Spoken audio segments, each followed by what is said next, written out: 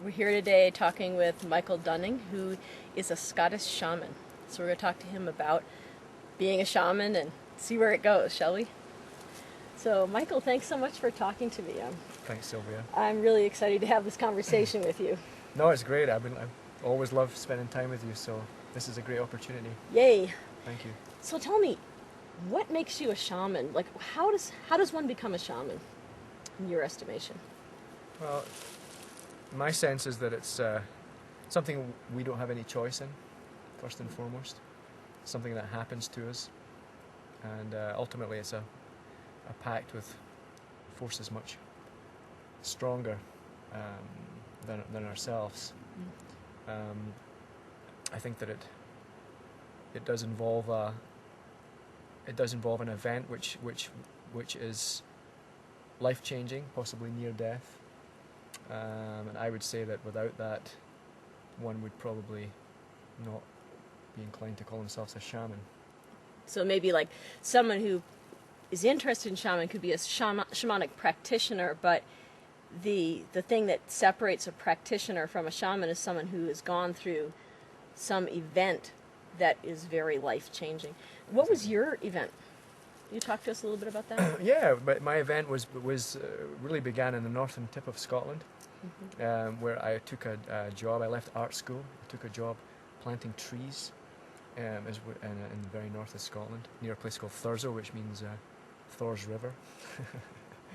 And we were sent to a place, a very barren kind of wasteland, to plant these trees on denuded earth, very barren earth, right next to a Dounreay nuclear reprocessing plant, which is now being decommissioned, but at the time it was still in operation. So it was like fairly barren and fairly unhealthy atmosphere there, you could say. So we were in a caravan with no toilet, no heating, no lighting, no water, and there was myself and another friend from art school and a couple of other caravans. And one night, I would say this was the first indication that for me that this particular experience I'm about to describe led to quite a long period of tremendous health issues and actually some near-death experiences. In the middle of the night, in the caravan one night, I woke up in a blind panic, clutching at my throat. I couldn't breathe at all. I felt as though I was inhaling something that was not air, and it had a sulfuric, acrid, burning sensation. Something really. As I breathed in, I was inhaling this acrid substance into my lungs, down into my body, and I began to realize, as the panic was still there, but in that moment of panic, I began to realize it felt like a fluid, like a viscous, like the air had become thick and dark and heavy, and I was inhaling really what was a viscous fluid. And I realized after a while that I could actually breathe this fluid in and remain alive, that I actually could breathe this stuff into my body and still breathe out and breathe back in, even though the pressure in the caravan was enormous, pushing against my head, particularly against my chest, against my throat. It was like the whole atmosphere had been compressed and compressed and compressed, and this compression just began to build. And at that point, probably after some time, I began to notice that there was a presence outside of the caravan, connected to this pressure and this viscous fluid. And I took my awareness a little bit out, and could sense something being very aware of me, being aware of every cell in my body, almost as though I could control and talk to every cell in my body. And this, what I'm calling an entity, this intelligence, began to move around the caravan very, very slowly. A very heavy, massive sense from this thing, moving concentrically around the caravan in sort of clockwise direction.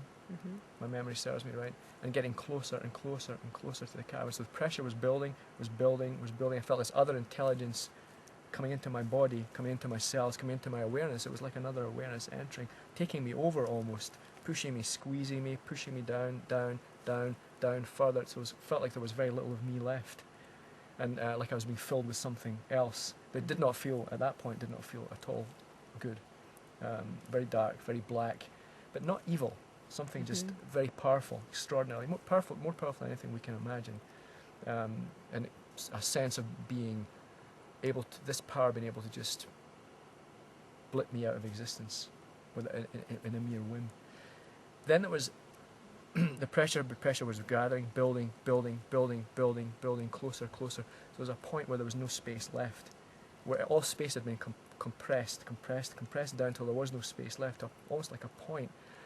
And that point was held, and I thought, this is the end. This is death. This is that life is now over. And it's amazing how much lucidity at those particular points that I really believed that I was about to die.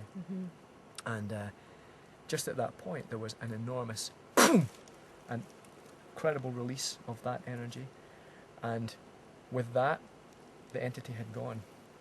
And I sobbed and wept, crawled back into my sleeping bag, woke up in the morning, and nobody else around had any experiences like this. So it was unique to you that night. Unique to me. And I had thought there was a leak at the nuclear reprocessing plant, that there was like... the mind wants to make sense of things. And Chernobyl had been only a few years behind us, and you know, that was a concern to us. So I thought, this is it, we're dying. There's been a leak at the nuclear plant, we're all going to die. And of course there was no such thing. So that I would say was that marked to me the beginning, although I didn't know it at the time. Was the beginning of what I would regard as the initiation. And then you went through a period of illness after that, that began. And then you had another experience that you had mentioned to me, something about light you had mentioned. Yeah. Well, after that experience with the entity in the north of Scotland, my health began to deteriorate. I would say slowly at that point.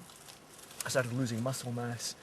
My skin began to change colour slightly. My hair began to fall out very slightly. I'd always smelling a burning smell from my body, particularly from my arms, and like a smell of burning, and like I'd been actually burnt. And one night, a few years later, I was in a bar, as we do in Scotland, and the bar was called the Green Tree. Strangely enough, it's no longer there. I was with a bunch of friends. I was very apprehensive. I kept looking up into the corner, continuously into the corner of the bar. No idea why, up and towards the ceiling. Very uneasy, extraordinarily uneasy. My friends were even saying, "You okay?" And I said, I don't know. And from this point, I kept looking. Suddenly, there was a shaft, a very fast, instantaneous shaft of light came from that direction, hit me in the side of the head, and knocked me right off my chair. Wow. Did anyone see the light, or you saw it yourself? Nobody saw the light. I was the only one who saw the light. And people saw me falling off the chair. Right. And they're like, wow, he must be really drunk, and of course people fall off chairs in Scottish bars all the time, or chairs will be flying across the bar. But anyway, I was lying there, had to be picked up by my friend, and I couldn't walk. I had to be helped home, and that was a turning point for me. My health was destroyed from that point on. I couldn't walk more than 25 feet without being exhausted, and my skin began to really change colour. I lost I started turning a very odd colour. And then shortly after, I went to hospital for a number of tests. Nothing was conclusive. The consultants became very frustrated and didn't know what to really say, so sent me packing. So shamanic illness. It was a shamanic illness, and shortly after that, of course, I didn't really know what that was. I was an art student, had come from art college, went into Marxist aesthetics. I had not been really particularly drawn to what you would call spiritual life or a spiritual practice. So it came and got you instead of you going for it. It got me. Yeah, I had no choice.